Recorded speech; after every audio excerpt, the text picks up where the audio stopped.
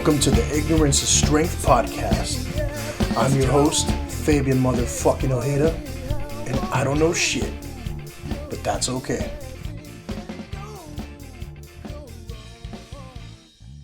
All right, let's get this shit started. Thank you everybody for listening to the Ignorance is Strength podcast.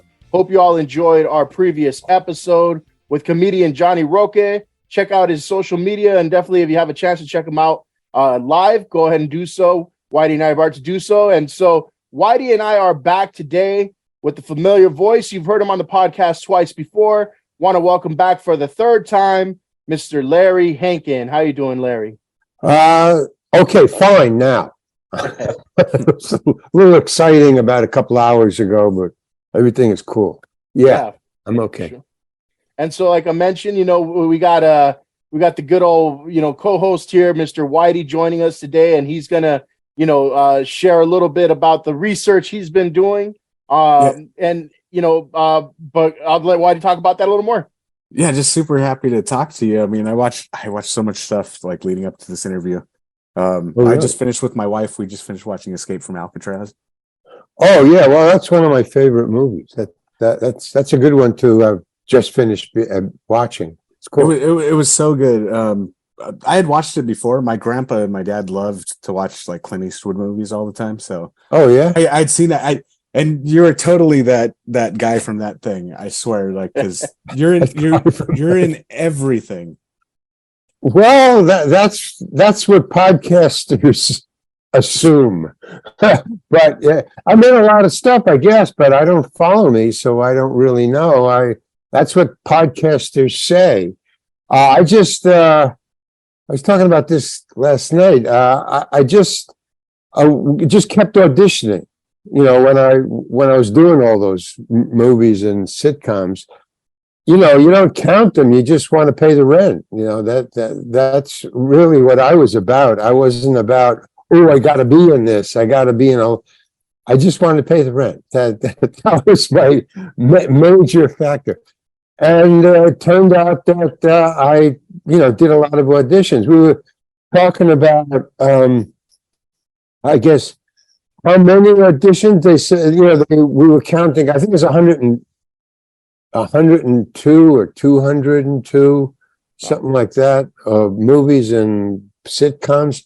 But the way I look at it, they were saying, oh, well, it was 202, that's so many. And I said, do you know how many auditions I had to do to get 200 jobs? Yeah, the average is 1 out of 7 is the average actor gets. So maybe I think I was doing really good. I was getting one out of 5. So that's 5 times 200. That's 1,000. Wow. Man, that's 1,000 auditions, man. Mm-hmm. I mean, if I was counting, I would have never done that many. Yeah. Especially for someone who didn't want to be an actor, right? No, you want to pay the rent. I didn't want to be an actor. I just wanted to pay the rent. That was all I was trying to do, man. Mm-hmm. Believe me. I did want to, bring up your book because we talked about it, each time. And I happen to have I don't know if you can see it in the shot there, but my very own copy of that guy, Cautionary Memoir by Larry Hankin. Wait a minute. Why did it disappear? How did that happen? It's because of my background. So, the way Zoom works. Okay, cool. Yeah. It's not any magic tricks or anything like that, I swear. But wow, he made my book disappear. That's amazing. Make it appear. I'm trying. I mean, it appeared here on my doorstep, so that's a good thing. And I actually, like I mentioned last time, I'm not very much of a reader, right? So a lot of people aren't. Me, I'm not much of a reader. But the good thing is, I picked up your book and I opened it, and you don't have to be a reader. It's very short, digestible chapters. Where I'm not reading like 10 pages, 12 pages at a time. Some of these, stories are like 2-3 pages, and they're good stories, and so I found it really easy to read because I typically don't have the time or patience to read. Exactly. Mm-hmm. And so, me too. I mean, I had to read that book, to get it published, man, that's a job and a half. that's more work than writing it, because of the typos and all kinds of stuff that printers need. The way it's put together. So I must have read it about 5 times. I had to, just for different reasons, and not because I liked it. It's a good book, but I mean, after 5 times, man, you're just a little tired. But luckily it was a short chapters, and it was easy to read. A friend of mine said it was like somebody was talking to me instead of reading it. It's very conversational. So that's just lucky. I mean, I didn't plan it, but I knew there's a lot of my fans who are not readers. But that's not fans. I think there's just a lot of people out there, and there's people who watch television, and there's people who watch books, and they're two different crowds. But if it's easy to read, that would be good for my fans or anybody who wants to read it and isn't a reader. It's a good book to do that. Yeah, and that's the message I wanted to put out there, because I think for those people that are like me, that, you don't have a lot of time to read, or you just don't have the patience, right? It's like I said, it's short, digestible, easy to read. And a lot of the stories you can just even skip right to. You don't have to read it in Oh, yeah. I mean, the book is written in the order, sort of, mostly in the order that it happened. So in the beginning, it's when I was young, and then I start to get older and get different parts. So it does read that way. But you can pick it up anywhere. I kind of call it a bathroom reader. Yeah. Yep. A bathroom reader. That's you just leave it in the bathroom and you just turn to any page you want when you're sitting down.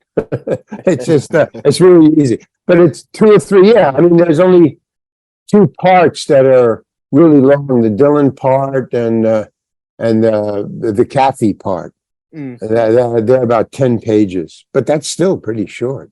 I mean, see, my habit is, because I'm trying to read books now, because I want to write some more, so I'm trying to get into that mood or whatever. But I can only churn out about 20 to 25 pages at a time. So my concentration has been blown over the years. Well, I read about that, right? And so the first thing I wanted to kind of pick at there was that you had a very interesting graduation day. Oh boy, did I ever. I would choose to do it a little different, although my sentiments remain the same. Somebody asked me that. We were talking about this last night. I did an interview last night, and he asked me about that, and he was saying, who started it? He said, it was a fight. We're talking about a fight, ladies and gentlemen. I got into a fight on my graduation night. But he said, it was a pretty bad fight. But he asked me who started it, and I said, I did. And he wasn't ready for that. You assume if I'm talking about a fight, it was a bar fight. I said, I got into a bar fight.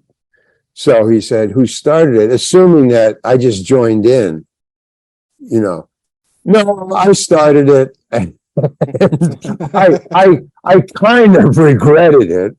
I mean, if you start a fight, man, you got to think about how it's going to end, and I didn't consider that at all. So I just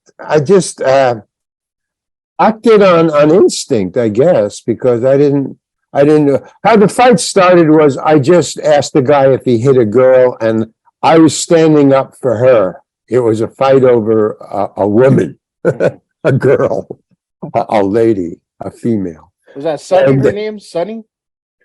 I didn't say her name. I think I said her name was Alice, but her name wasn't Alice. I just don't want to say who it was. Sure, yeah.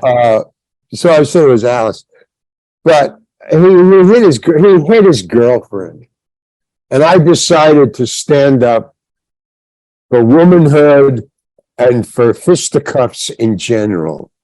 No fighting, especially in a bar. So I hit him perfectly, by the way. I like to say that. I like to add that. that it was a perfect shot. I'll never hit anybody again. I hope. But if I do, I don't know if I could ever recreate that punch. It was square right in the middle of his nose out of nowhere. You know, it was just like, just that's where it came from, out of nowhere.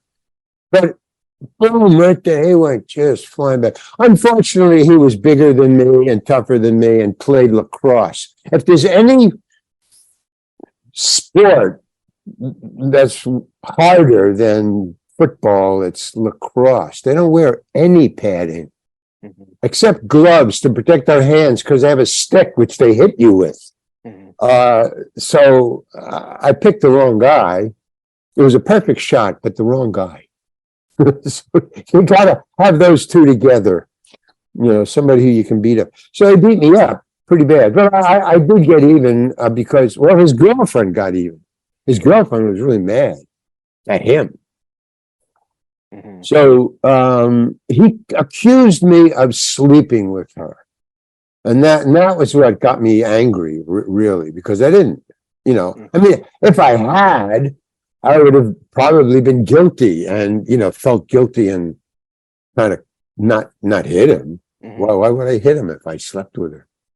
I used to get to escape. Maybe that would be a good reason. But I wasn't running. I just hit him and say, you can't hit girls, women, females, ladies. And that's what started it. And he finished it.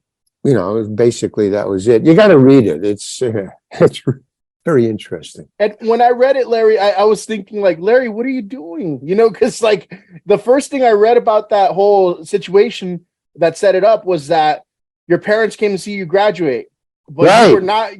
you were not about to walk that stage, and you decided to go to a bar instead. Exactly. Right. My big, hey, I don't have to listen to anybody, not even my parents. Well, I didn't want to go to college. So I had spent 5 years, a 5-year matriculation. It was a 5-year course. I stuck out the 5 years, you know, because I didn't want to go to that college. I wanted to go to an art school, basically. So they made me go to, well, they wouldn't let me go to an art school, and I thought Syracuse was an art school or had an art school in it, which it did, but not in industrial design. See, I saw the word design. That was I didn't check any further. I said, well, industrial design, it's probably how design influences industry, you know, okay, I can go along with that. I wanted to be an artist, but it wasn't that at all. It was designing cars and machinery. It was industrial design a machine, design a vacuum cleaner, you know, but design it so it's usable and people want to. Cupidity, I think, is the word. People who want to have it. So, that's what it started out as. Very innocent. Mom, I don't want to. Dad, I don't want to go to the graduation. I don't want to. It's hot out. I don't want to wear black robes and a mitre hat to listen to stupid speeches at which, at the end, you take off the hat, throw it in the air, and take off the robe. So I'm going to just stay out of the robe and the hat, and it solves the whole problem, you know? So I didn't go. And instead I got into a fight. So that's at the beginning. But, you know, Larry, what are you doing? That phrase, that's what I kept on saying throughout the whole book. I mean, that's why I wrote it. I wanted to see, you know, what was my life like? Because I remember some of the good stuff. That's why I started to write. I said, you know, I had an interesting life. I should, you know, write it down before I forget it. That was it. But once I started to, you know, and I thought, well, this is great, but this doesn't seem. But I just kept on writing. Once you get into it, man, it's just automatic. You can't stop. At least I could. By the way, if anybody wants to write, to be a writer, the only rule I stuck with, and I think is important, is you got to, once you say, I'm going to write a book, once you say that and you sit down, you have to write. Once you sit down to write a book, you can't stop. You just can't stop. You're not allowed to stop. You're doomed if you stop. You got to go to the end. Or forget about writing. Forget about writing because nothing will happen. The only writers I know, and I talked to a lot of them, to write the book, I want to find out, they all said the same thing. And if you read, how to write, one of these books, how to write, that's the first thing they say. Don't stop. Just keep on going. Or you'll never do it. You'll never finish it. If you get up and go away, I mean, like you can go get a glass of water. But I mean, if you go out and play or go to a movie or whatever, it won't happen. So that was the one thing that I kept on going, no matter what I thought I was writing. But then when I read it, and well, it was interesting. It's a good read. I'll leave it there. I'm gonna let. Oh, go ahead. What? I'm just curious. What are you doing when you're writing to spark these memories? I mean, when I'm writing the what memories? So it's your memoirs, pretty much. Yeah. What do you have to spark memories from the past, right? Things that you remember to write about. Are you like listening to music or something? Like what sparks? That. No, I have to have complete silence. I have a focus.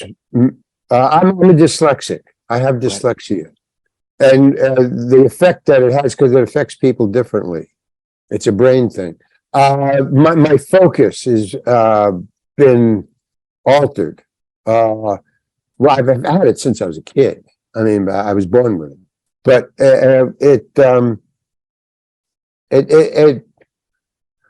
like I can only read like 25 pages, and then the pages start to just be a bunch of letters.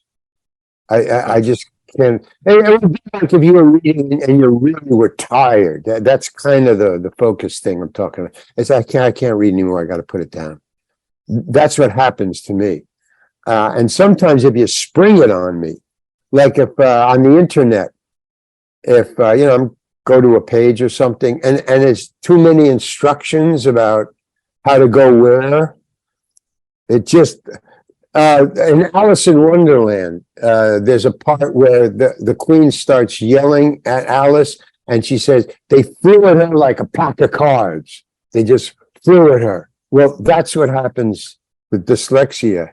If I'm not ready and I don't want to read or follow the instructions, I get totally confused. I don't know what to do next. It's just flying at me. Oh, too much information. So, I think that's really what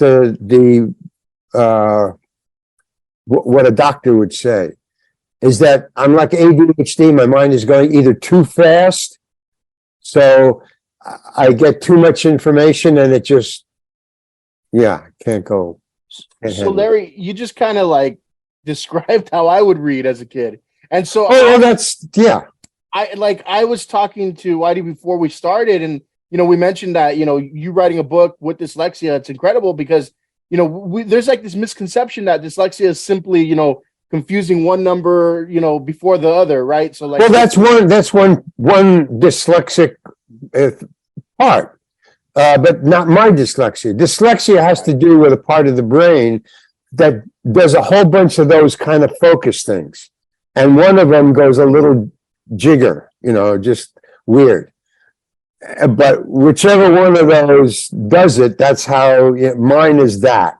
Mm-hmm. Some people are this, but it has to do with gathering and separating information, putting it in the right order. Information comes to you no, it really doesn't. It comes all over. You remember what you want to remember of what's coming in. And I can't do that. I can't remember what I wanna. I can't,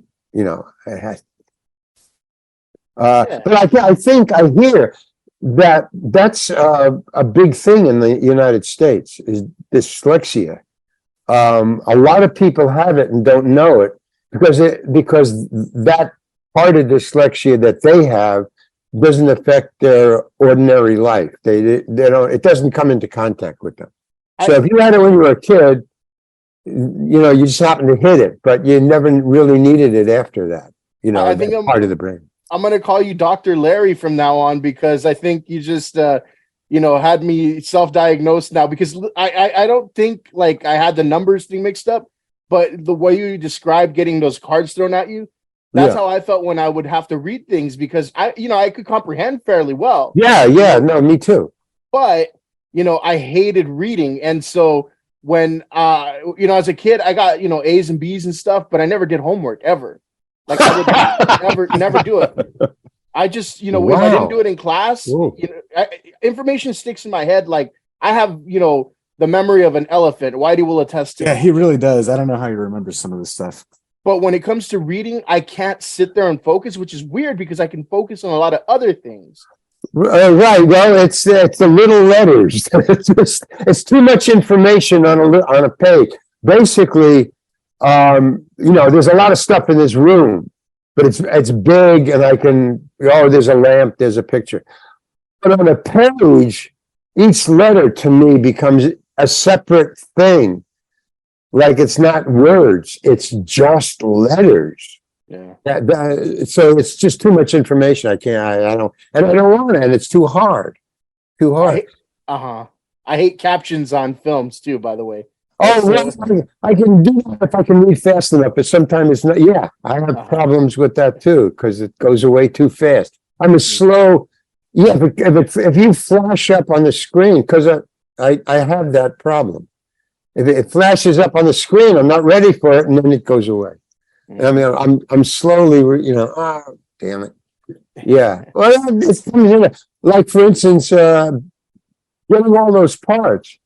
I had to quit acting because I couldn't remember all the lines because of dyslexia.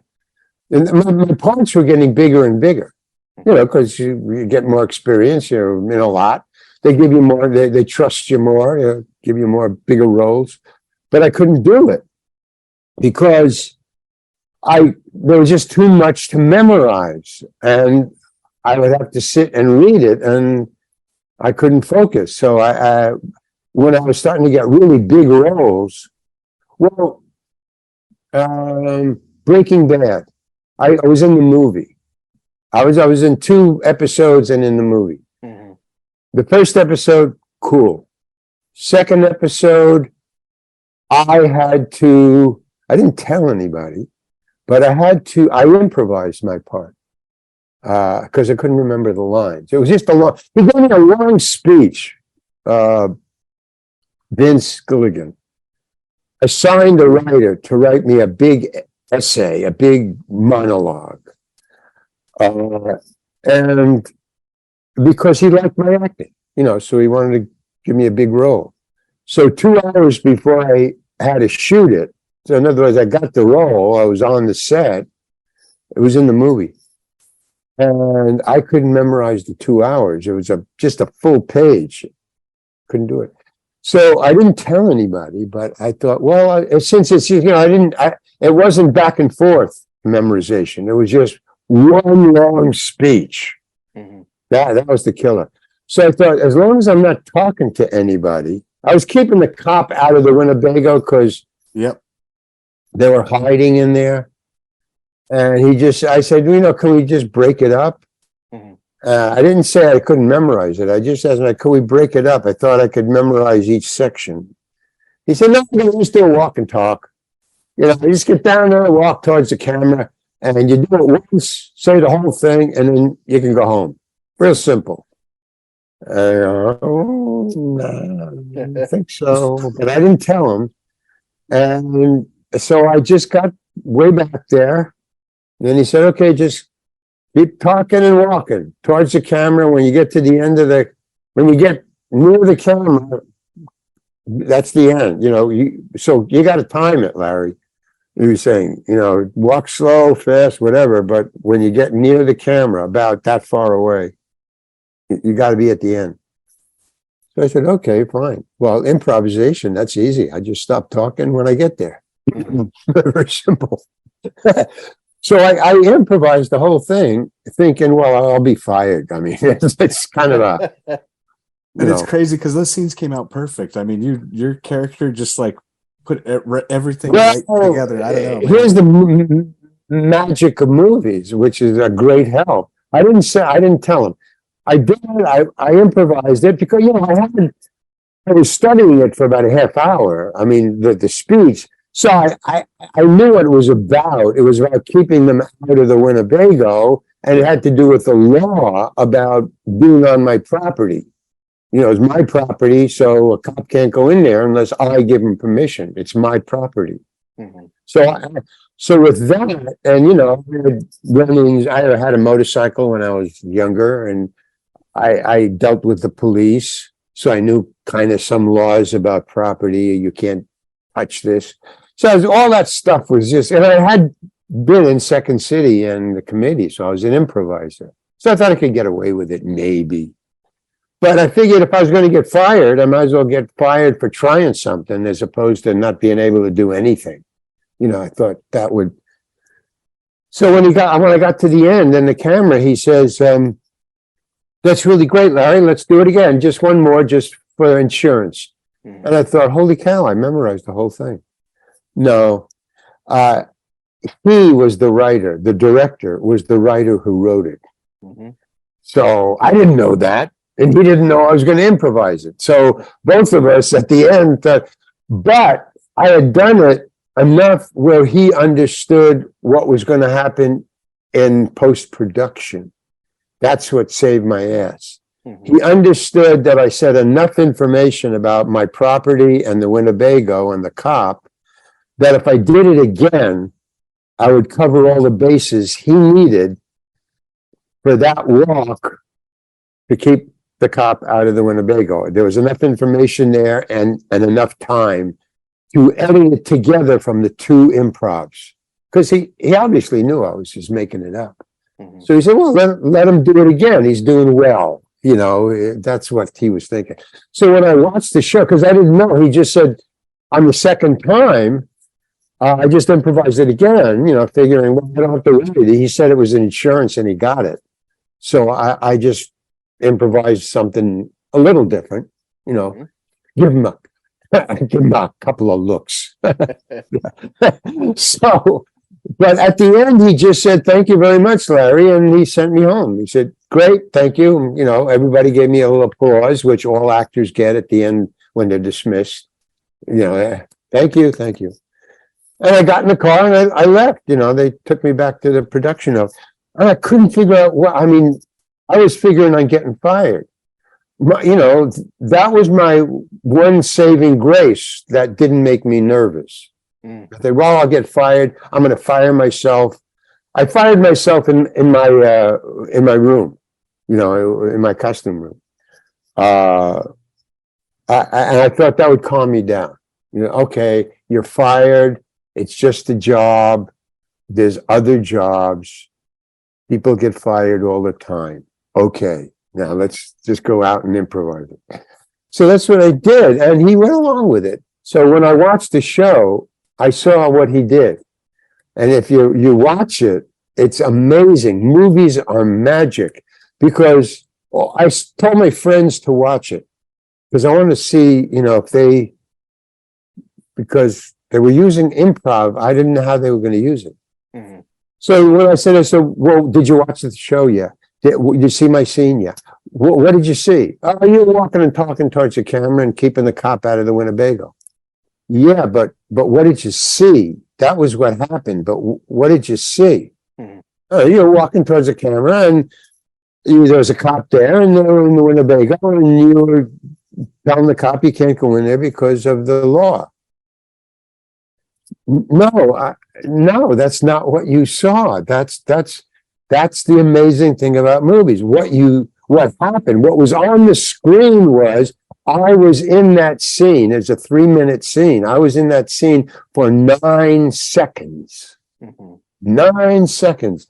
Because what he did was I knew the first line. So he photographed me in the first line, maybe the first 2 lines, and then he switched to the cop and he just kept going back and forth between Aaron and the cop.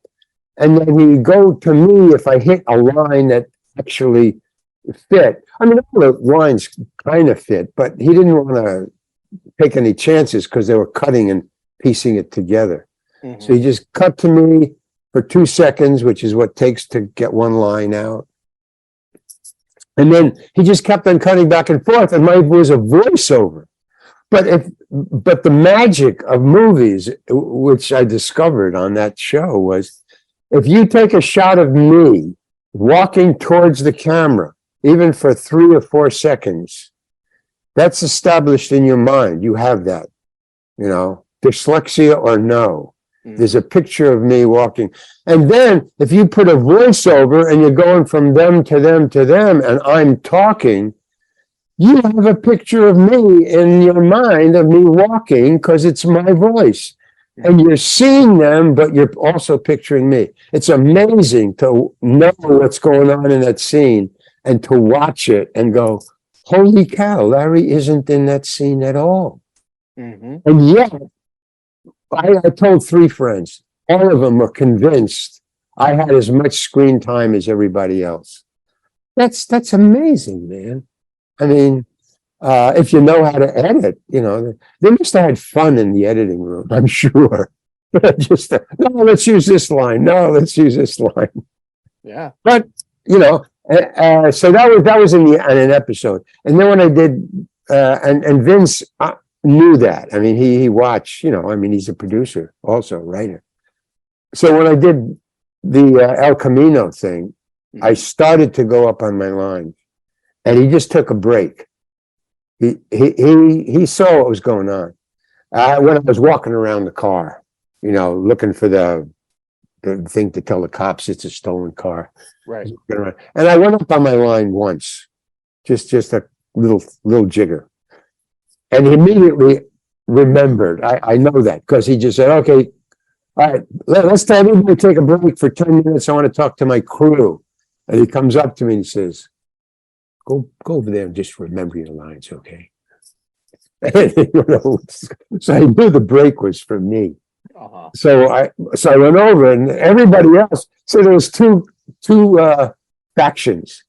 There was one faction was just watching me memorizing my lines. I'm going over, walking in a circle, and just saying the lines over and over again. Oh, actually, I was walking around the car, and because everybody broke, went for coffee or went to talk to him. He said he wanted to talk to the crew, but he left. He left the cameraman. There was 3 cameras all on me for that one walk. I asked him. I said, "What are all these 3 cameras for?" I'm doing this walk and talk. He said, "They're all on you." I go, "Why?" He said, "Because I want to get good coverage." One was a tracking shot around. Another was a stationary one and in one spot. And another one was a close-up. So he had 3 different choices. And he had 3 cameras because he didn't want to just break it down and do it again for the next shot. He just wanted to get all 3 shots at once, So, and then he never asked me, like on, what do you call it? The Better Call Saul. Mm-hmm. I was never invited on that. Right. I never did it. Everybody else who was in Breaking Bad was on that show, except me. Because he just didn't want to go through the, memorization thing. And I didn't want to go through it either. So right around then I thought, well, I'll just get out. I mean, that's when I dropped out and I started writing. And that's when COVID hit also, about a couple of months or a year. No, that was... I don't know. I don't remember. I remember I started writing the book actually during COVID because I had nothing to do. So that kind of helped. If I had something else to do, I don't know if I would write the book. Mm-hmm. I would love to see a backstory for that character too. Like, how did the guy start crushing cars? Yeah, making things disappear. You mean Breaking Bad character? Yeah. Well, my backstory was my uncle Murray. Mm-hmm. I mean, my uncle Murray was Old Joe. I mean, that's what he didn't steal cars or make them disappear. He didn't have a junkyard, but he installed oil burners back in the 50s. Wow. So, he always would, and he used to babysit for me. my parents used to travel. So I would go over to his house with his wife and kids. And he would, I was about like 15 or 14, maybe even younger. But he had the same age kids. So I would spend the weekend with them. And he would come home, or I'd say, sometimes 3 or 4 days. So he would come home from work looking like old Joe, exactly like old Joe. He had the coveralls all greased and, filthy from installing, down in cellars and working on oil burners and stuff. So I thought, well, man, I'll just do Murray. That's it. No sweat. Boom. And it worked perfectly, For sure. Sometimes you got to use that, your relatives. Yeah. That's real cool. Now, I wanted to see if there's like any sort of tie-in with this, and Whitey and I were talking about it earlier, but he saw you on another show with Bryan Cranston. Go ahead, Whitey. Oh, yeah. What was it? Alfred.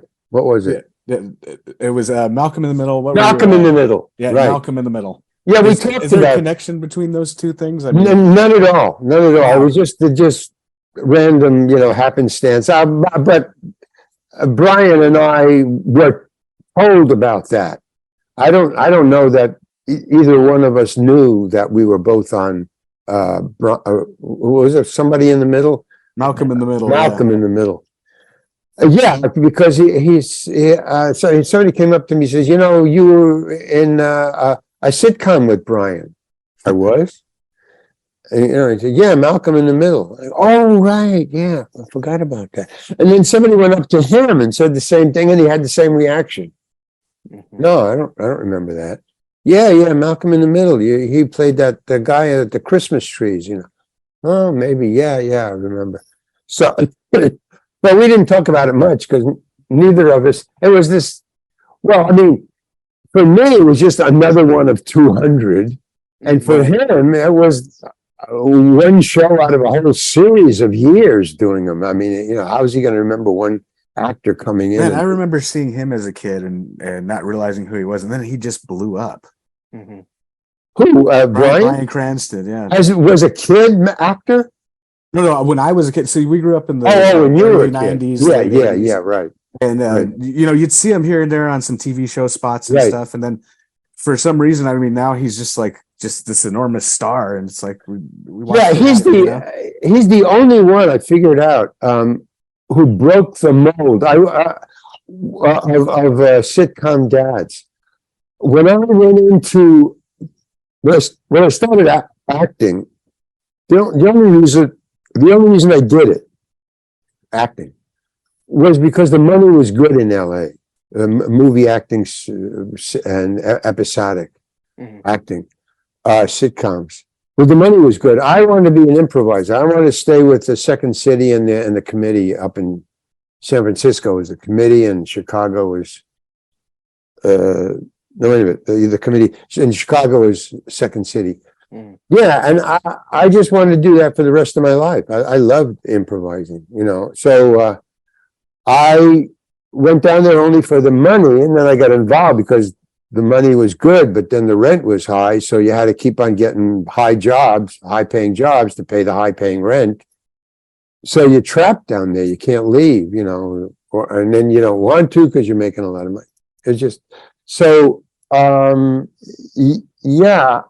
Now I lost track of what your question was. So I think you were talking about the breaking the mold of the. Well, yeah, yeah. So my fear was in being an actor was when I get old enough, say like Brian was when he was doing Malcolm in the Middle. When I get old enough to do that, I'm going to have to be a sitcom dad because that was where all the actors go to die. They go to sitcom heaven. They go to, sitcom dad heaven. And I wasn't interested in that. I don't care how much money they paid me. I didn't want to be a sitcom dad. So I kept on thinking about that and when I should quit, what would be the signal when somebody offers me a sitcom dad thing. And then Bryan Cranston and then Malcolm in the Middle came up, and that's what I said, wait a minute. He was a sitcom dad, and now he's the star of the biggest hit on television. And I thought, oh man, this guy is incredible. He just broke the mold. He's the first sitcom dad that went the other way. He went from being a star to a sitcom dad. He went from being a sitcom dad to a star. So there's hope. There's hope. For sure. So, but when Vince said, "Hey, everybody, take a break. Larry, remember your lines," that was the third time that it happened within, like, say, a year. That year, I went up on my lines 3 different times. No big deal. I mean, it didn't affect anything. You know, they said either go memorize your lines and we'll wait, you know, give you 10 minutes, or they would say, just do it again. And I would do it again and not forget my lines, you know, take 3. Everybody does a take 3. So nobody noticed. Oh, we went, and one director I went up to and I said, because Brian got mad. It was in episodic Breaking Bad. Brian got mad at me for going up on my lines. Right. I mean, it was just, you know, and so I got really scared. You know, I mean, scared, afraid. So I said, wait a minute. I stepped out of the scene and I went to the director and I said, hey, Brian is angry at me. I mean, he was a big star. This is Breaking Bad. I don't want him angry at me. But it was his tone of voice. I mean, I don't even think he remembers being mad.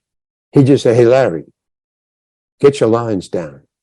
That was all. I mean, that's what. So I said, well, okay, I got to talk to the director. Excuse me. I said, look, Brian is mad. I just went up on my lines. I think it was the 3rd time that he said that. He said, you know, I don't know what to do. You know, he's angry. So the director said, he said, well, first of all, Larry, all actors go up on their lines. Second of all, fuck Brian, we're losing the light. Get back in there, will you? Okay. It scared me straight, man. I remember from my lines again. Oh, man. I mean, just boom. Because he was on my side. You know, I mean, I needed that little, hey, it's okay. Don't worry about it. So I didn't go up on my lines. But that's what put the little, you know, idea in my mind. I think it's time to just drop out, Larry. You know, the parts are getting bigger and your dyslexia is getting the best of the situation. So let's just, you know. So I did the rest of the year and but then when I did Barry. No, Barry, I was fine on, and that was such a great role. Well, you know what happened with that? I wrote about because I wrote about that in the book. But the thing was that in that, it was short enough that I didn't have to worry about the dyslexia. I said, I'll do this. It was past my time. I had dropped out already. I didn't retire, but I told my agents, I don't want to do this anymore, at least for a while. But I'm out.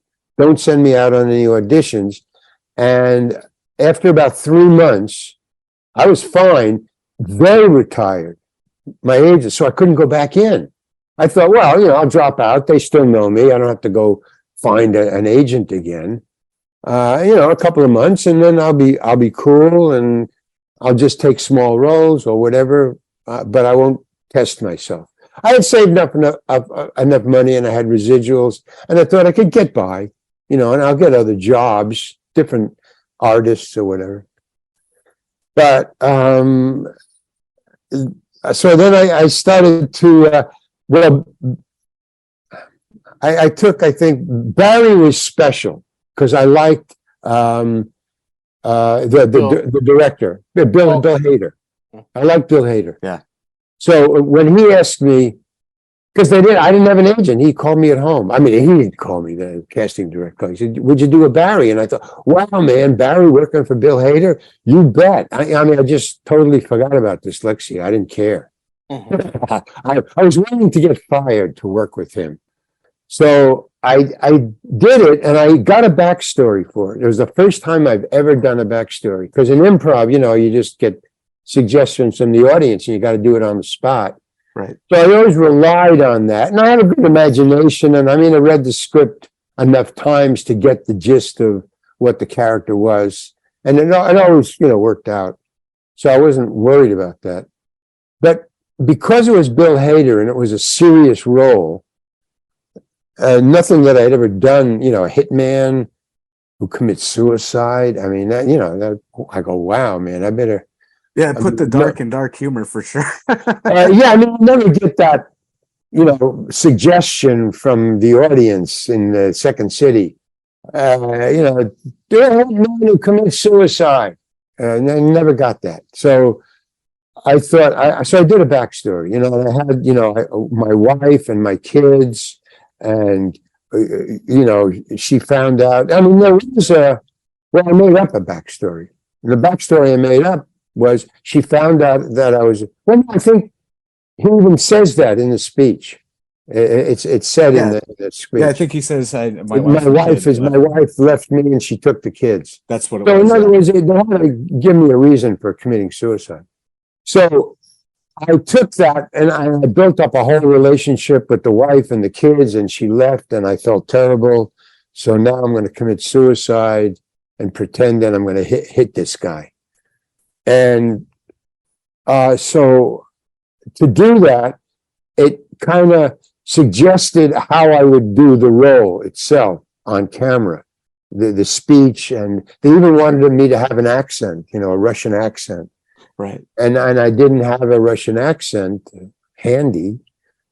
I had an improv accent, Russian accent, one that you just, da, da, da, that kind of. Right. Yeah. And I thought, well, they said, can you do a Russian accent? They asked me on the phone. And I said, oh, yeah, because you always say, yeah. Can you ride a horse? Oh, yeah. Can you run a bulldozer? Oh, yeah. So, boom. And so I did it. So the reason I'm telling you this is when I got on the set, they said, do you mind if we have a Russian accent expert here to help you? And I thought that was great. Oh, I said, yeah, thank you very much, because I was worried. So I go there and I can't find the Russian expert. So I now I'm all nervous. I don't need this. I can't. And they go, you're up. And I go in, and now all I could think of was, okay, the backstory, but I don't have a Russian accent. I'm going to have to do my comedy accent. So I did it. Okay, I did the character, what I thought the Russian would be like from the backstory, and also from the fact that I'm using this weird Russian comedy accent. Nobody said anything. Bill Hader never spoke to me the entire time, that in front of the camera. Yeah. I mean, he said, okay, you walk over there, but that. And I thought, he's not speaking to me, so he's getting angry. I thought, okay, I'm forgetting but I didn't forget my lines. It was what I was worried about was the accent. I thought, now I'm going to get in trouble for not having the right accent. And at the end, he says, cut. Okay, thank you, Larry. You can go home now. And I thought, so I didn't say that. I didn't ask him, how is my accent? I didn't want to start anything. But then his assistant, Bill Hader, writes and directs with his buddy.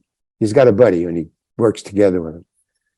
So this buddy comes up to me, says, you want to watch that scene? I go, not really, because I knew I was going to get fired, I thought, I said, not really. He says, no, you should watch it. I go, well, okay. So I go over there and I watched it, and it was fine, and then there was this lady watching with me. There was the three of us. And I said, oh, okay, yeah. And he said, how was that? And I said, no, it was fine. And I turned to her and I said, oh, well, do you know, what do you think about the accent? I asked her, being just an audience. What did you think about the accent? And she said it was fine. It was very fine. I said, well, I was looking there was a Russian expert here. Do you know where he is? And she said, no, I'm the Russian expert. I said, where were you? She said, I was watching your scene. You was fine. I go, oh, great. Okay, so that's one. Now, the other thing I had to do was go over to Bill Hader and ask him what he thought, because he didn't speak to me at all during the filming of it. So I went over to him and I said, hey, Bill, could I ask you a question? He said, sure. I said, look, you never spoke to me the entire time in front of the camera. You were speaking to the other actor. You were speaking to the two guys who brought me in, but you never spoke to me at all. And I really needed the help. Why didn't you talk to me? Were you mad at me? And he goes, no, you were doing it. And this is the thing. He said, you were doing it in no way that rewrote it. We didn't write it like you were doing it at all. And I said, so why didn't you stop me? He says, no, you were doing it great, but we didn't know where you were coming from or what the backstory was. So we just left you alone because we didn't want to disturb you. And I said, oh, wow, thanks. So getting that from Bill Hader, my next thought was, as I left, I said, okay, I'm out of here. Hollywood. I mean, I'm going out on top. In other words, I had a great accent. He loved the part. I did backstory. It all worked. I didn't forget my lines. I'm quitting acting. But goodbye, Hollywood. And that was the last thing I ever did. I just got out. I thought, on top, everybody loves me on this set. Good enough. And yes, it was a great part. I mean, I just loved doing that. I never got that serious. Although, on Breaking Bad, the bald-headed guy, he's really funny. He's great, right? You know, the one that plays Hank, I don't know. I just know because I don't watch television. But sometimes if I go by and he's on the screen, I'll watch him in his scene. He's a bald guy and he's funny. He's like a character. And he's great, man. And so I was thinking that's what I was doing. When I was doing Stovka was my character's name. Yeah. Mm-hmm. When I was doing Stovka in front of the camera, I was thinking, this is coming out silly because of my accent. I thought I didn't have a good accent. So I was thinking, it's going to be funny, but not funny enough. Not funny as that guy. I used that as a comparison. I said, well, if this is funny because of my accent, it's not as funny as that guy. That guy is really good. I don't know. Do you guys think that guy's okay? I mean, funny, man. Is he a white guy or a black guy? I don't know. You can't tell. He's like in between. He might be black, but very light-skinned, or he might be a white guy. I don't know. But whatever it is excuse me? From Breaking Bad? From Breaking Bad. Yeah. No, from Bill Hader's show. Barry. No, that's why you were confused. NoHo Hank. He's talking about NoHo Hank. Yeah, I know. That guy is hilarious in that show. He's great. It's one of those things where I didn't realize he was just, he's a white guy, I think. I think he's a white guy. I heard him on a podcast. I'm like, I didn't know who he was. And then he started talking about the character. I'm like, this is NoHo Hank. Totally. You guys must be so hard on yourself. I noticed a pattern, Larry. And what's the pattern? You're extra hard on yourself. Like you do a great job, and then you're constantly doubting the job. Yeah. And I get it. I get it now after talking to you. Like the directors and stuff, they're really hard on you. Like they don't give you any indication what the hell's going on. Yeah, you're kind of like out on your own in a boat without a paddle. Well, but that's what the great directors do. That is great directing. John Huston, who I worked with, I mean that was you can't get any better than that. Mm-hmm. To me, anyway. But he said, because somebody asked him about directing, well, if you got anything to tell me to pass on, and he said, well, the one thing I would tell you is, great directing depends on great casting. He said 80% of directing is picking the right actor. And then he said, well, what about directing on the set? And he said, I don't. He said, if you have the temerity or the brilliance to pick an actor who's right for the part, why would you direct him? Because you were picking him because he makes great choices. That's why you hired him. He's making great choices. Oh, I want him in my movie. And then you're going to direct him once he's out there and take away that thing. So I thought, and then I started watching patterns, like you were watching acting patterns. I was watching directors' patterns because I worked with 200 directors. And the great ones, John Huston, Larry David, I can't remember all of them. Don Siegel, Escape from Alcatraz. Mm-hmm. They don't direct. They cast. They don't direct. I mean, sometimes they'll give you a little hint. Maybe they'll say, "All right, do it again, but this time don't pick up that bar." Yeah. So something that has nothing to do with your character or you. It has to do with his frame. Don't walk over there. Walk over there. And but now that you mentioned that, I wanted to talk about something I read in your book, and it was a completely different way of directing. It seems like, but it seemed like fun. And it was actually probably my brother's favorite movie, Planes, Trains, and Automobiles. Yeah. Right. And so I was reading how John Hughes was directing things, right, where he let you do a lot of improvising. No, but that was different. That was different because that was improvising. If you watch the scene in the movie is as written verbatim in the original screenplay. There's no directing at all. He didn't direct that scene at all. He sat there and watched it. We were inside a cab on the soundstage. That wasn't shot outdoors. That was up on boxes. The shell of the car. Taxiola, right? The Taxiola. Yeah, but he just sat outside on a wooden box, like a milk crate, outside of the cab, and he said, "Okay, let's do the scene." And the three of us, we did our lines, and he didn't say anything. He said, "Okay, I want you to do it again." That's the only direction. He said, "Do it again." And we did it 3 times. And so he had choices. I think, just for each camera.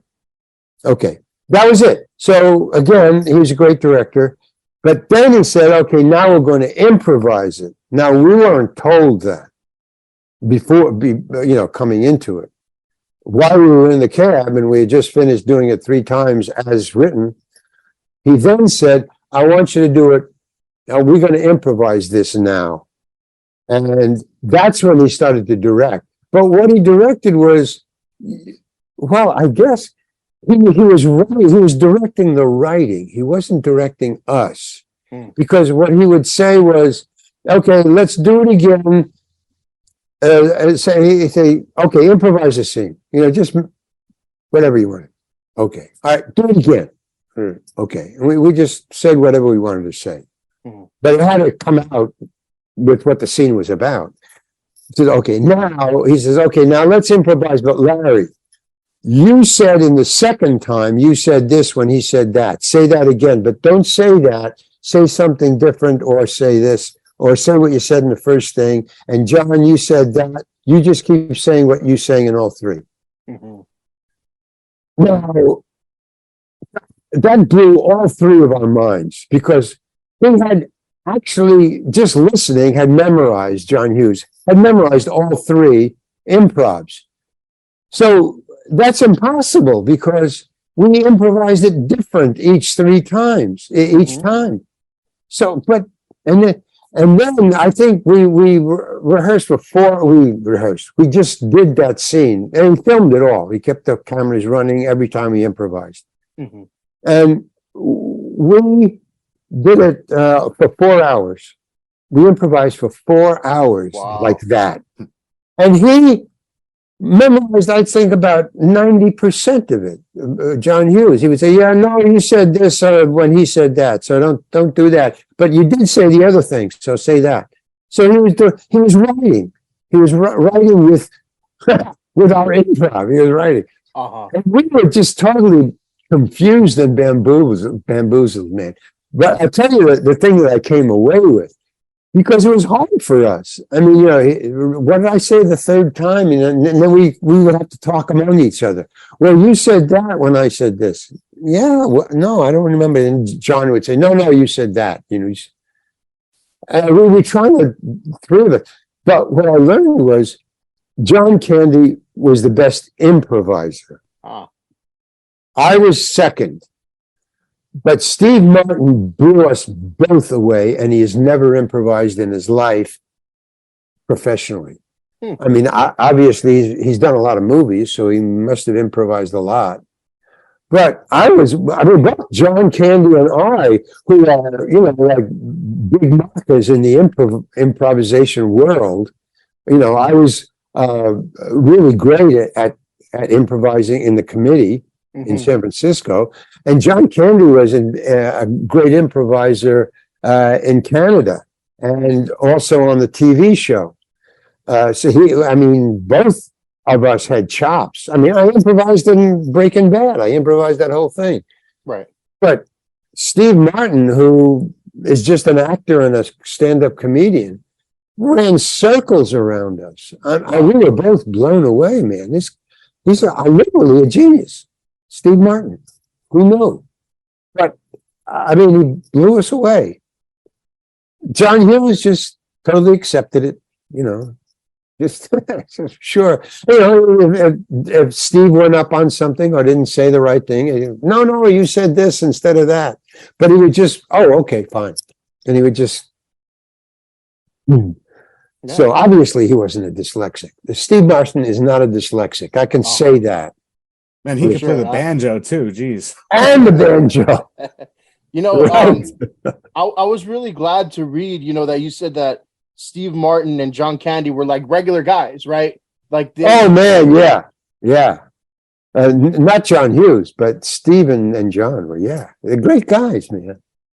I don't know how to relax that much among other people. You know, I mean, among other actors, they just. You know, I guess I'm shy or something, or maybe I'm just worried about memorizing my lines. I don't know. But they were just so relaxed that they relaxed me. You know. Yeah, and you know, like you always wonder about people that you see on the screen and stuff like that. You know, and I was always a big fan of John Candy. You know, my mom loved John Candy movies, and he's great. You know. And so reading that, hey, he was a cool regular guy, that, you know, even puts him even higher up there. So that's really cool. But not only was a cool regular guy and funny, but he made things funnier. I mean, he went beyond being funny. He's not a funny guy. He's a creatively funny guy. I can't. He's probably the top funny guy in my pantheon. I mean, and I know a lot of funny guys because when we were doing Armed and Dangerous, John Candy and his buddy from Second City, I can't remember his name, but they're just the three of us, me, John Candy, and his buddy, were sent out to a garbage dump to improvise a scene. That was what the director, because I'm not going to be there. He doesn't go to the garbage dumps, the director. I forget what his name was. But anyway. So we went out there with a cameraman and a second unit. The second unit includes a cameraman. The second unit was three guys. A sound guy, camera guy, and a third guy to help. I guess the camera guy. Reload, refocus, whatever. And then the three of us, the three actors. And we said, just improvise a scene out there in the garbage dump. You know, what should we do? I don't know, just make it up. Go out there. And I said, well, I'm not even in the scene. There was a scene written about them in a garbage dump. They were looking for a clue. I think that's what it was, for a mystery that was happening in the narrative. Go out there and look for a clue. And then Larry, go with him. Why? Just go with him. I don't know. Just go. I guess he was told that I was funny. The director was told I was funny. I don't know. We go out there, and I'm talking about John Candy now. So we didn't know what to do, you know, and we had no director. We just had a crew and the 3 actors, and no script, because it says they were just looking. That's all the scene is. They were just looking for a clue. So we were thinking, well, what should we do? What should we do? And then John started saying, well, how about doing this? How about doing that? So he was kind of fell into directing, and everybody started to listen to him. And that was cool and, you know, great. John's funny, so okay, let's follow him. But then when we started to find stuff, hey, I could find this, an old shoe. John Candy found the comb. And then we go, well, where can we find this stuff? And then John started to find stuff in. Like he would go to the cameraman and he'd go, where could they find this? And he gave me a broken comb. It had a comb with only half teeth in it. And I had an old weird out shoe. And he went to the cameraman and he said, where can Larry find these 2 things? So the cameraman goes, how about up on top of that? And there was this huge mound of garbage. And he said, how about on top of that mound of garbage? It must have been like 3 stories high. Mound of garbage. And so John Candy says, Larry, here's this comb, and you keep the shoe. Go find this comb and that shoe on top of that garbage hill. You know. So I had to climb up there. That was no mean feat, man. I mean, it was climbing up 3 stories of garbage is not fun. But it's show business. Yeah. So, that's the movie magic. Yeah. So you don't see that part. So I got up there, and then when I got up there, I'm climbing up, I figured, you know, what should I do once I get up there? I thought, well, maybe I've been looking in my mind. I thought I'm looking for this shoe for 3 years. And this is the 3rd garbage dump. So when I find it, I'm going to be really happy. That's so I get up there. Yeah. But when I get up, I don't know if you remember the scene, but I do. I have because when the cinematographer, the second unit guy, said, "Well, how about on top of that?" When he pointed to the top of this garbage dump heap, when he pointed at the top of that hill, immediately I fell down laughing. I literally couldn't. I was holding my sides and laughing so hard because I pictured what it would look like in the movie. You know, when he pointed, I had it framed and directed. I just said, okay, you know, and there's this little figure. I was about that big on top of it in the frame. I thought, that is so funny, man. And so I got up there. So when I got up there, and he says, okay, yeah, Johnny goes, okay, and action, Larry. And I go, okay, I'm looking, and I find, I found it. And then I had what was in my mind. I had the garbage dump, the garbage hill swallow me.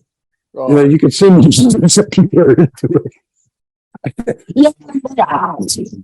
And I had formed it so I could do that. You know, while I got up there, I cleared something away. So if I fell, I could just disappear and out of camera range, you know. Yeah, it's funny as hell. But John, directed the whole thing and put it together and made it happen.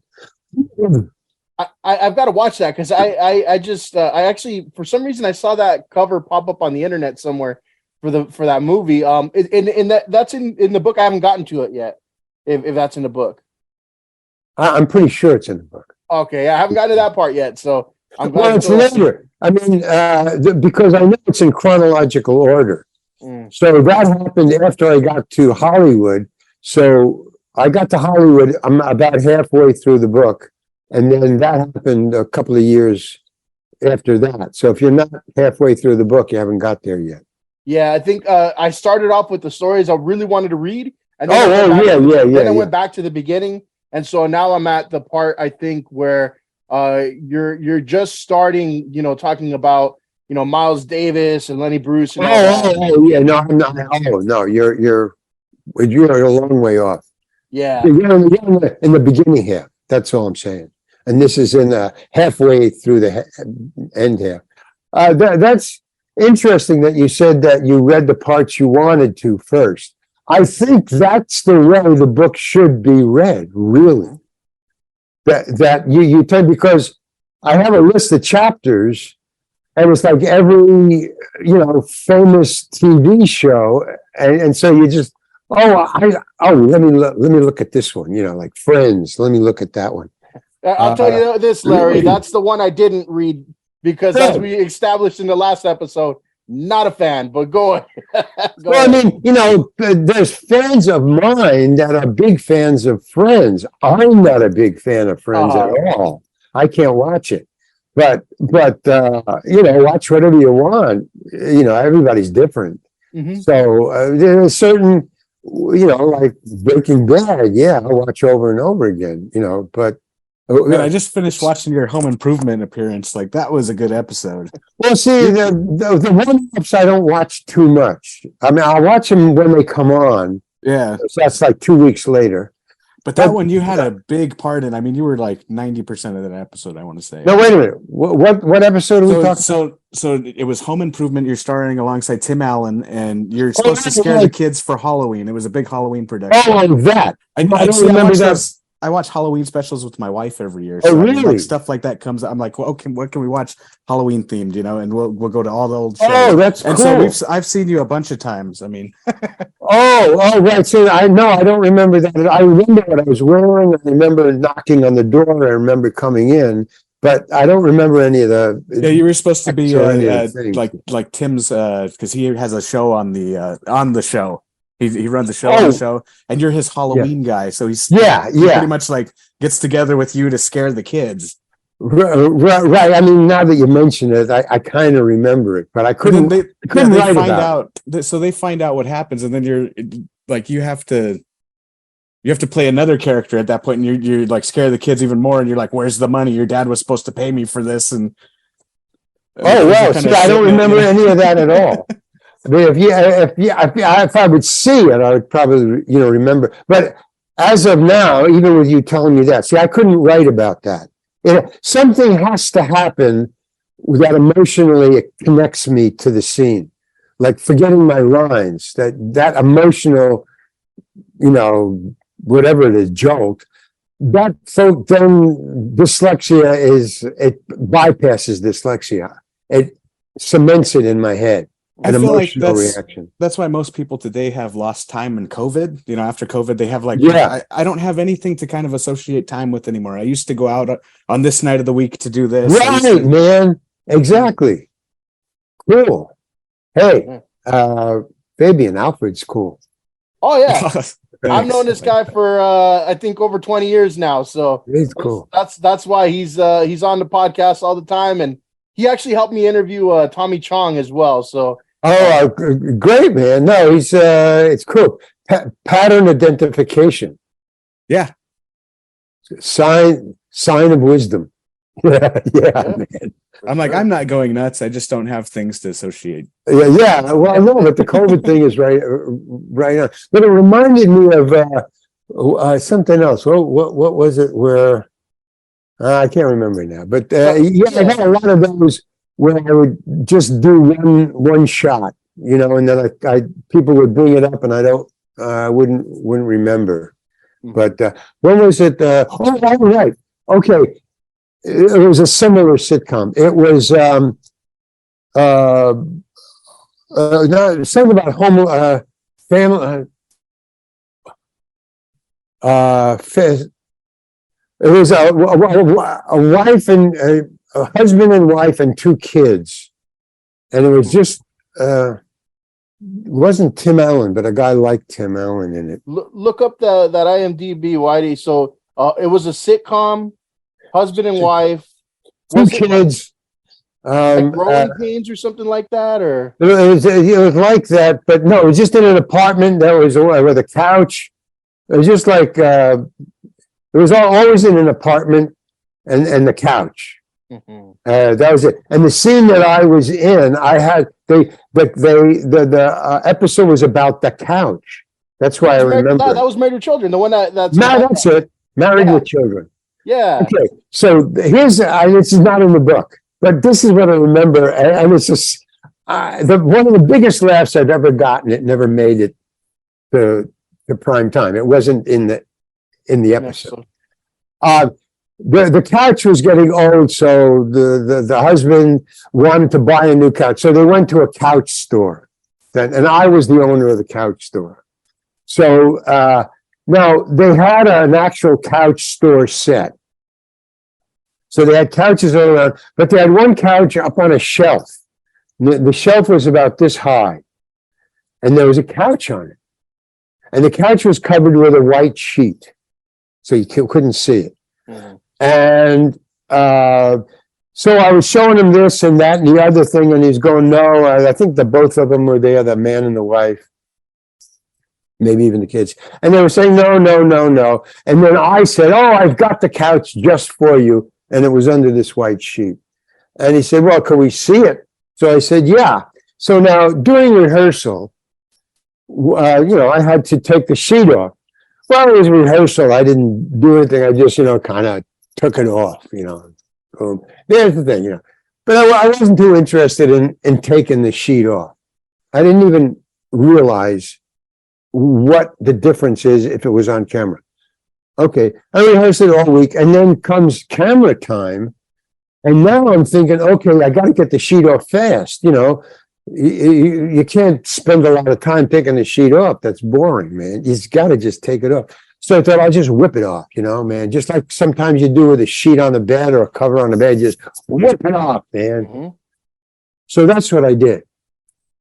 Okay, so they said, all right, and now we're going to do the scene and action, blah, blah, blah, blah, blah. And I figured out right before we did the scene where I was going to grab the sheet so that I could do that. Because I know that if you don't grab the right place on the blanket, you can't do it. It has to be the right place and it will come off. So I looked, I saw, okay, that's the spot right there. Okay, blah, blah, blah, blah, blah. And I went, wham, as hard as I could and as fast as I could. Wham! And the sheet went flying off, cleared the couch completely, kept flying around, and wrapped itself around me like a mummy. And I disappeared. And all you see is my hands sticking out. It was hysterical. And everybody on the set just fucking fell down, man. And then slowly the sheet started to fall, off of me. I made this huge laughter, and I go, wow, man. And I thought, and I said, oh, wow, that's really great. They said, okay, we got to shoot this again, because the scene stopped. I mean, everyone was laughing, and there was, we had to continue it. So he said, okay, let's do it again. So I said, all right, great. And he said, hey. And he saw me to the same spot, and I was trying to arrange it the exact same way, the sheet. And the director said, what are you doing? I said, I'm setting it up so I can do that again. He said, no, you're not doing that again. I go, why? He said, because it's a waste of time. And I go, what? And everybody else said, no, that was funny. Even though the cast was saying, no, that was funny. And the director says, he's not doing it again. Now that's it. Larry, don't do that again. Okay, shoot this. So he shot the scene again, and it's just a regular scene. And to this day, that's probably the funniest thing I ever did in front of a camera. And he wouldn't show it, man. It's photo. Well, I guess they just threw it out. I would hope that someday it would make it onto YouTube. It might, because there's some stuff on YouTube that outtakes. Yeah, like I think we were just talking about you as Doobie in Plane, Trains, and Automobiles, and there's like something I saw on YouTube where it's extended and there's more dialogue, and you keep calling Steve Martin's character Kneel Down. That's interesting. I didn't put that. Maybe it's in the book. I don't know, but yeah, that was afterwards. I told you that we were improvising for 4 hours. Well, John Hughes, we were all, everybody, John and Steve and the rest of the cast. Well, no, there was only us three. But we were expecting to see that in the movie. Because when the cast and crew came, John and Steve and I were expecting to see that. What he put together from all that improvising that we did. And it was just the regular scene. No improvising at all. So we were kind of despondent about, maybe 4 hours wasted? No, it wasn't wasted. About a year later, after we shot that scene, this isn't in the book. A year later, after we did that scene, I was in a delicatessen in Hollywood, a Greenblatt's, and I hear my name called, Larry, hey Larry, and I turn around and it's Christopher Columbus, who he directed Home Alone. He directed Home Alone, so that's how he knew me. I was in Home Alone. He directed that. John Hughes wrote Home Alone, so there's the connection. So Chris Columbus said, "Hey Larry, hi," and he's at another table in the delicatessen with his family, his wife and his kids. So he says, and I said to my friend, "Hey, let's go over and meet Chris Columbus. I'll introduce you." So we walk over to the table, and Chris says, "Hi, Larry. Hey, I just wanted to tell you, I'm a big fan of yours, and we saw what was the movie that it was in? The doobie was she's having a baby, right? Doobie? Oh no, Trains, Planes, and Automobiles. Yeah. Man, I get them all mixed up. Trains, Planes, and Automobiles. She said, "I saw Trains, Planes, and Automobiles. I thought it was a great movie, and I loved you in that taxiola scene." And I said, "Oh, great. So, John was really great." And I mentioned some other actress in it or actor in it. And he said, no, I'm not talking about the movie. I'm talking about the film short, the taxiola. I said, "We didn't make a film short about taxiola. That was in the movie. And that's as written. We didn't improvise any of that." He said, no. The film short, the 8-minute film short is you, John Candy, and Steve Martin. And you were Doobie. Yeah. Well, he says, I was at a birthday party for John Hughes at his house. John invited a whole bunch of people. And for the entertainment, he showed us a film short, an 8-minute film short of you, John Candy, and Steve in a taxiola. And it was hysterical. And I go, oh my God, that was the improv. He made a film short about it. And I said, "Do you know where I can see it?" And he goes, "No, I don't know it." And John had passed away by then, John Candy, and both of them. No, I don't remember, but I think John Hughes had passed away. And I didn't know how to get in touch with his wife. But I said, I got to find that movie, that film short. And he said, "Well, I don't know where to find it. It was just, at the party, and then it disappeared. But it's great. If you could find it, it's worth your while." So I said, "Okay, cool." And ever since then, I've been looking for it. And then about last month, I found out that Trains, Planes, and Automobiles had a Blu-ray anniversary issue. I think it was 30 years or 50 years, something like that. They released an anniversary issue. And on it was the film short. And I can't find, and I don't have a Blu-ray player, and nobody sent me. So I just heard about it, but it's on the Blu-ray disc. If somebody knows where to find it, I'd love to buy it. I'd love to see it. I haven't seen it, but I hear Chris Columbus says it's hysterical. So, well, Larry, I'm actually going to do you a favor real quick, and there's a quick 3-minute YouTube clip if you'd like to see that on my screen here. Well, now wait a minute. I want to ask you a question before you show it. Yeah. The YouTube clip, I've watched that. Okay. It's like a 15th or 16th generation clip, right? It's not very good. Oh, no. I mean, it's not like terrible. It's not terrible, but it's pretty close to it. Okay, so you've seen that one. I've seen it. Not only that, it's not the whole thing. It's just a little clip of it, but it's bad. And I couldn't watch the whole thing, and it's just a clip. Okay, so, never mind. Yeah, that's not what I'm talking about. They got to see the real one, because the real one, because that's the one that he took off the cameras. That one has been like reproduced 15 times, I'm sure. It's I couldn't understand most of it. So yeah, if you're a big fan and you don't have anything else, go on YouTube and find it, sure. But if you can get the Blu-ray, that's the kick. And I haven't seen it either. But if Chris Columbus says it was hysterical, it's got to be hysterical. And he wasn't talking about the YouTube clip. He was talking about the whole thing. I mean, because John was very serious about directing that. He wasn't kidding around when we were improvising. He was very serious, and we couldn't.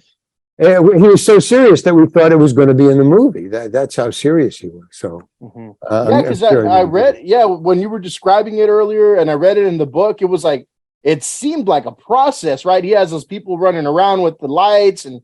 Oh yeah, running past, all that stuff. Well, but I've seen that done in other movies. It was just that I've seen it in movies where I thought, no, they're running past, or I've watched it, but I've never been involved in doing a scene where people are running past because you're supposed to be in a moving car, and it's people running past with shrubbery. I remember John and Steve and I were just like, what? Because it's obvious to us. We're sitting in a cab and we see crew guys with branches running past and lights, That's more of that magic, huh? Yeah, I just went to what was it, Warner Brothers, and I'm amazed at how small those sets are. They always look so huge. I mean, it's just like for Jurassic Park, they show you like this little strip. And they keep filming, like you say, over and over and over again until it looks like you're, in a cart, like, and it's moving 1,000,000 miles per hour. I don't know. Oh, right. Yeah. Well, they don't show that, but they do have big like that. Now, the opposite is when we shot the booby car scene. That was in a huge airplane hangar soundstage, and all you see is this little taxiola up on boxes, and is huge. I'm going, what? Why did they? We could have shot it in a little place. Yeah, with the weird porno on the car, and then you turn and do the doobie smile and everything. Oh, I know. What weird porno? What was that?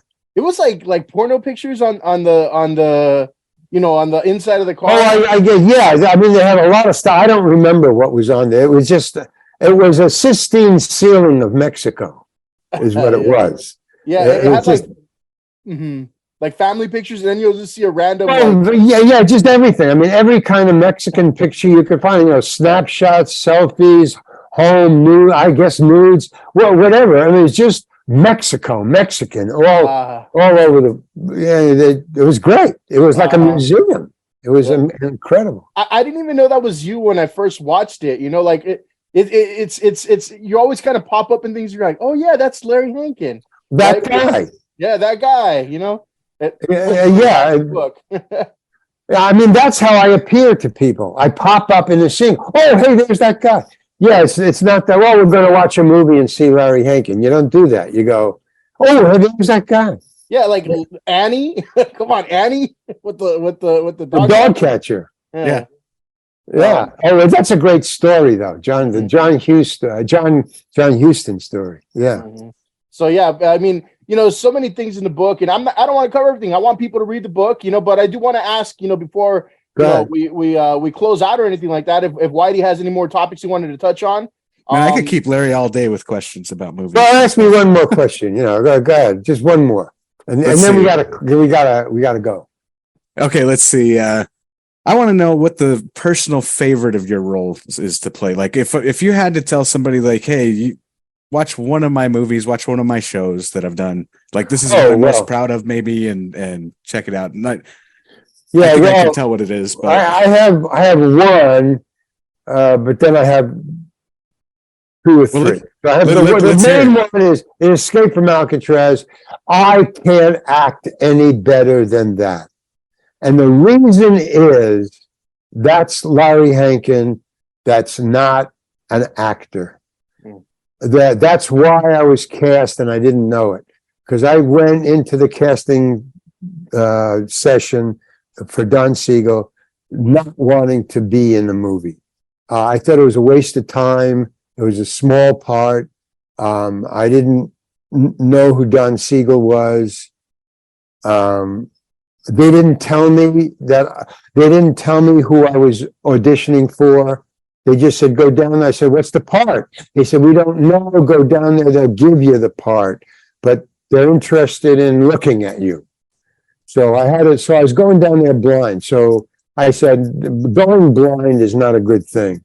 I don't have any time to prepare. I have to walk in, read it, and then go in and audition. I don't do that. I need at least a day or two because of dyslexia, just to prepare. So when I walked in, there was just no other people there. So I thought somebody had been fired, which they had been, not for my part, but for another part. But when somebody is fired, they just say cast the next day. Time is money. So when I went in, I wasn't acting. So when he said, what part do you want to do? I just said, as Larry Hankin, I don't know, and it was a half-hour drive there. So I was getting angrier and angry as I was driving. So when I came in, I was like loaded with bile. So the first question he says is, hi, what part are you here for? And I just unloaded on him. I mean, as nice as I could be. I said, I don't know, man. Nobody's told me anything. They said they have the part here for me, and nobody's giving me anything. I'm in here and I don't know what's going on. Well, would you hire that guy? I don't think so. But he just thought he calmed me down. Don Siegel, the director, and he goes, well, and he turns to the casting director. In other words, he didn't change. His mood didn't change. Which threw me. He just turned to the casting director and he said, what parts do we have open right now? And she said, the guard who beats up Clint Eastwood and Charlie Butts, right. Yeah. And Charlie Butts. So he said, she says, he said, would you like to do the warden? He said to me. And she said, he can't do the warden, that's been cast already. And anyway, I don't think he can beat up Clint Eastwood. So he looked at me very calmly and he said, I don't think you can beat up Clint Eastwood. You think you can beat up Clint Eastwood? I said, no. He goes, yeah, I didn't think so. Yeah, forget the guard. What about Charlie Butts? You want to do Charlie Butts? I mean, I've never auditioned like this. Where they're asking me questions. Wait, what do you want to do? You want to do the lead? How about Clint Eastwood's part? I mean, I didn't, I said, you want to do Charlie Butts? I don't know who Charlie Butts is. I mean, I just wouldn't get off that. I don't know. And he goes, okay. Said, well, I'll tell you what, you got a script. They gave me a script as I walked in the door, like I'm going to read 90 pages in 2 minutes. He said, you got the script in your lap there. Turn to page 80. So I turned to page 80 and he goes, I'll read with you. You want to read with me? Okay. I just want to get out of there. This is stupid. What's going on is stupid. Yeah, fine. I'll read with you. Okay. You want to go outside and rehearse a little, get into it, or what do you want to do? I said, no, let me just do this. Let's just do this. I just want to go home, man. And he goes, okay, all right. Let's open up to page 80. All right, I'll read with you. Just one page, okay? All right, ready? I'll give you the first line. All right, blah, blah, blah, blah, blah, blah, blah, blah, blah, blah. Okay, good, fine. And I put the book down and he goes, okay, you got the part. You're Charlie Butts. And I just sat there, man. And I stared at him because they don't tell you that. So he's starting to put me on. And I got really angry, but I sat there and I was just, I just wishing to go home. And he looks at me and he goes, "You don't believe me, do you?" And I go, "No, I don't." And he goes, "Well, I'll tell you what, why don't you go home, sit by the phone, see what happens, okay? Now get out of here." That's what he said to me. He waved me out, just, "Now get out of here." And I go, "What the fuck?" I mean, I said that to myself, man. I said, "Yeah, okay, fine." And I got up and I left. And all the way, there's a half-hour drive home. And I'm just cursing him and Clint Eastwood and everybody. My agents were sending me up on this thing.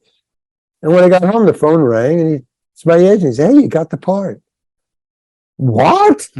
And the reason that I liked that part so much and why I was so great is I didn't know what I was doing. It was the first major motion picture that I'd ever been in. And so I didn't have the chutzpah or the concentration to act. So I didn't. So I thought, well, the best I can do is just, because I remember what they described Charlie Butts to me as. It was written in the book. Mm-hmm. It said, he's short, fat, red hair, freckles, wore glasses. And I remember the casting director said, he can't do it. Why? Because, and she gave him, Don Siegel, she said, "See, it says he's short, fat, blah, blah, blah." Mm-hmm. And Don Siegel read it. He looked at me, handed her the script back, and he said to her, "The audience won't have the script." Mm-hmm. And I thought, well, wait a minute. And that kind of changed my mind, because that was very sharp what he just said. And I thought, well, wait a minute. I don't think I have the whole story on this guy. So when I showed up and I didn't know what to do, I just was Larry. And I thought the backstory of this character is he doesn't want to be somebody's girlfriend. And I'm in the cell next to Clint Eastwood's. I'm going to stick with this guy because he'll protect me. So that's all I was doing. I just was there to be with Clint Eastwood. And so when they yelled cut, I would just follow Clint Eastwood around. I mean, he always ate with the extras. He always ate with the extras. So I always ate with Clint. So I would follow him around like a dog, just like if I was in prison and I needed protection.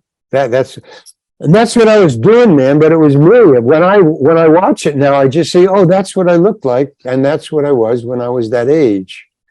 But that's why it's my favorite. Then the second one is Old Joe, but that was acting, right? And then Stovka, because of my concentration, so those two. Other than that, of all the parts. Well, the one where I wrapped the sheet around me, but nobody will ever see that. I just thought that was so great. Yeah, those are the three. Mr. Awesome. Heckles, by the way, it's not my favorite role, but it's the most famous. I thought they were funny appearances. I didn't watch all of Friends, but I did watch your Mr. Heckles appearances, and they are funny. I mean, they're great. Like, you have a parakeet. You have nothing what you say you have. Yeah. And then you become the roommate, right? Like you end up stealing somebody's apartment. Yeah. But I didn't get along with anybody on the set. I never talked to anybody. I just talked to the crew. Yeah, that's funny. As viewers, I think we all, without knowing Hollywood, assume that you guys are all friends and do everything together, and you are the character because you guys do such a good job at making. Yeah, and that's that's what rankles me is when people come up to me and they relate to me like I'm the character, or they don't talk to me like I'm the character, but they assume that I am that character. I think most of us, sit down to watch TV and we've had a long day or something and we just want to go somewhere else. And we don't even realize that you guys are taking us there. I mean, that's how you're a good actor is when I don't realize that you're this person, you can fall into something else. You've been in a million things. And I'm tickled pink every time I realize something you're in. I'm like, I've seen it a billion times, The thing that I always kept in mind, I guess, as a kid, even when I didn't even know about acting or anything like that. I'm talking about 5, 6, 7, 8, 9 years old, 10. Those years, I was a big, huge fan of Charlie Chaplin. And there was no TV when I was a little kid. There was only radio. So if I want to watch somebody, be funny, a human being, I would have to watch Charlie Chaplin or, little. Yeah, I used to buy these little 8mm little things you could buy them. Like I think $1 or 75 cents. It was just a one reeler. It's about 10 minutes or less, maybe 5 minutes of film. And you buy these little plastic reels, and you get a little viewing screen, and you thread it through, and we would watch. But the great thing about that is, which you can't do nowadays. Well, I mean, maybe with the internet, is when I was reeling it like this, and that's how big it was. I was reeling it like this. And watching it on a little screen as it go by, I could stop motion because I was fascinated with Charlie Chaplin. And what I was fascinated about was I couldn't find Charles Chaplin. I could only find that Charlie Chaplin, the clown.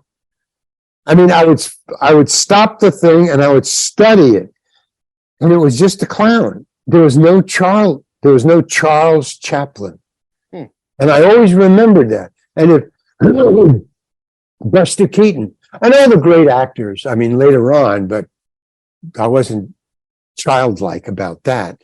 But I was childlike about that I would look at like Buster Keaton and I couldn't find, whatever his first name was, Keaton. I could only find Buster, the character. And it always fascinated me, and it kept me going back and back. That slow motion, looking at slow motion as he's going through it, like Charlie Chaplin or Buster Keaton too, but Charlie, and I'd go through it slow motion, and I'd see, well, where is Charles Chaplin? There isn't any. It's only Charlie Chaplin. It would blow my little mind, and that's what you're talking about, man. And you've kept it. I've lost that fascination with his acting. I can only kind of hook into like, how did he get there, or how did he memorize? I'm looking at the process. Not the wonder. The wonder of I get you, because like my two hobbies that one not so much anymore, music and cooking. All right, so listen. When it comes to music, I sometimes can't enjoy a song that's brand new to me because I'm picking out all the parts, right? And I'm like, how does this work? How does that work? And cooking, I can't enjoy it because I'm always comparing it to what I do. So Whitey will tell you, if we go somewhere, what's the first thing I order? Jambalaya. He'll order jambalaya. That's his like baseline for a restaurant. And then he'll sit there and tell the waitress or whatever, like, mine's better, and I would do this, like, and I'm like, dude, we're at Bubba Gump's or whatever. The waitress has nothing to do with this recipe. So I get you, Larry. I get you. Yeah. Right. With the meal. Exactly. Exactly. All right. So, I mean, I really, again, always a pleasure. I always appreciate you telling the stories. I'm going to pimp the book out a little bit right now. Cool, man. Thank you.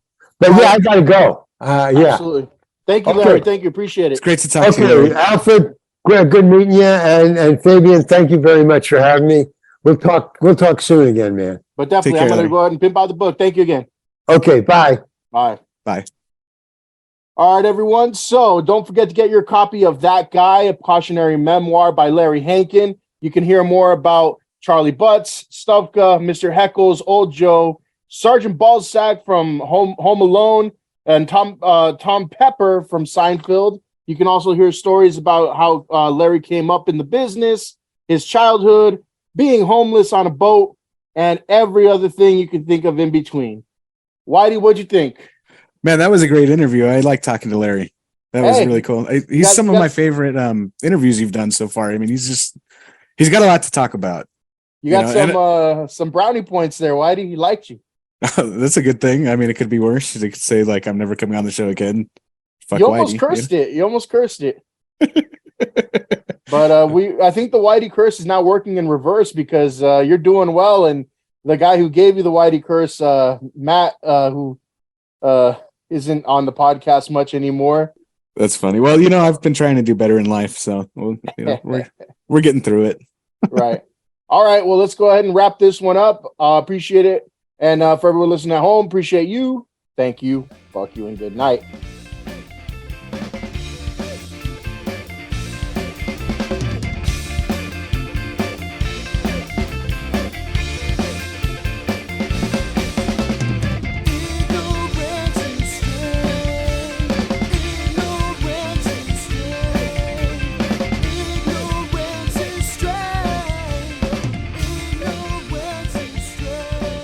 Subscribe to the Ignorance is Strength podcast on Spotify, Apple Podcasts, and Google Podcasts. Like, follow, and share on Facebook and Instagram at Ignorance is Strength Podcast and on Twitter at The Ignorance Pod.